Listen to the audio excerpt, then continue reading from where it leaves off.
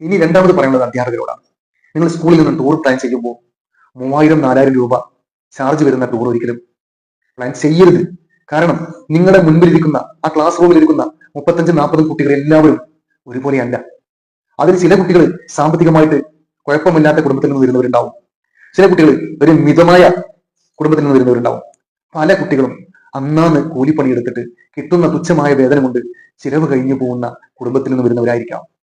ആയതുകൊണ്ട് തന്നെ പണമുള്ള വീട്ടിലെ കുട്ടികൾ ടൂറിന് പേര് നൽകുമ്പോൾ ഈ സാധുക്കളായ മക്കള് അവിടെ മുമ്പിൽ തോറ്റുപോവാണ്. ഈ മക്കള് കൗമാരപ്രായത്തിൽ അവർ വർണ്ണങ്ങളുടെ ലോകത്താണെന്ന് ഞാൻ പറഞ്ഞു കഴിഞ്ഞു. ആയതുകൊണ്ട് തന്നെ അവിടെ ഇല്ലായ്മയും വല്ലായ്മയും ഒരാളോടും ഷെയർ ചെയ്യില്ല. അത് അവർക്ക് കുറച്ചിലാണ്. ഈ കുട്ടികളുടെ പേരൊക്കെ വന്ന ലിസ്റ്റിൽ എന്റെ പേരില്ലല്ലോ, ഇനി ഞാൻ എന്റെ കൂട്ടുകാരുടെ മുഖത്തേക്ക് എങ്ങനെ നോക്കും എന്നൊരു ചിന്ത ആ മക്കളെ വല്ലാതെ അലട്ടുന്നുണ്ടാവും. ആയതുകൊണ്ടാണ് ഇത്തരം സംഭവങ്ങൾ നടക്കുന്നത്.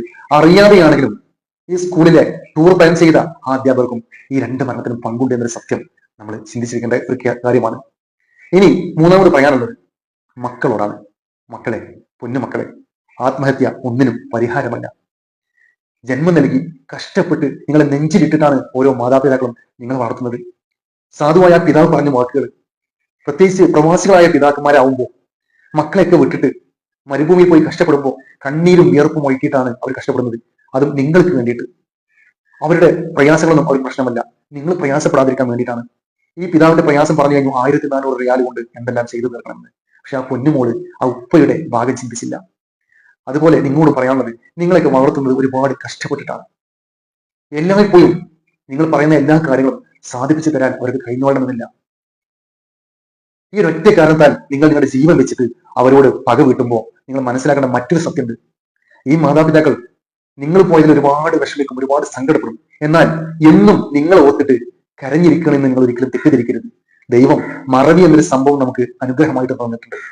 ആയതുകൊണ്ട് തന്നെ ഈ മാതാപിതാക്കൾ ഇപ്പൊ പൊട്ടിക്കരയുന്ന, ചങ്ക് പൊട്ടിയിരിക്കുന്ന, മനസ്സ് തളർന്നിരിക്കുന്ന ഈ മാതാപിതാക്കളുടെ മുഖത്ത് പുഞ്ചിരി വരും. ഏതാനും ദിവസങ്ങൾ കഴിഞ്ഞാൽ അവരുടെ മുഖത്ത് പുഞ്ചിരി വിടരും. ഏതാനും മാസങ്ങൾ കഴിഞ്ഞാൽ അവർ പൊട്ടിച്ചിരിക്കും.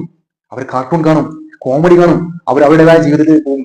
പക്ഷേ നമ്മൾ ഏൽപ്പിച്ച മുറിവിന്റെ ആഴം മാറിക്കൊണ്ടിരിക്കും. ക്രമേണ നിങ്ങൾ ആരും ഓർക്കപ്പെടാത്ത ഒരു ലോകത്ത് തരിച്ചാവും. നിങ്ങൾ ജീവിച്ചിരിക്കുമ്പോൾ നിങ്ങൾക്ക് ഒരുപാട് ഉയരങ്ങളിലേക്ക് എത്താൻ സാധിക്കും. എന്നാൽ ഈ ഒരൊറ്റ വാശി, ചെറിയ നിസ്സാര കാര്യങ്ങൾക്ക് വേണ്ടി ജീവൻ വെച്ച് കളിക്കുമ്പോൾ ഒന്നിനും കഴിയാതെ മണ്ണിനടിയിൽ ഒരു മണ്ണായിട്ട് മാറേണ്ട ഒരു അവസ്ഥ ചില മക്കളുടെ ബുദ്ധിമോശം കൊണ്ട് വരുന്നുണ്ട്. അതുകൊണ്ട് ചിന്തിക്കുക. ആത്മഹത്യ ഒന്നിനും പരിഹാരമല്ല എന്ന സത്യം ഓരോ മക്കളും ഓർമ്മിക്കണമെന്ന് പറഞ്ഞുകൊണ്ട് നിർത്തുന്നു. നന്ദി.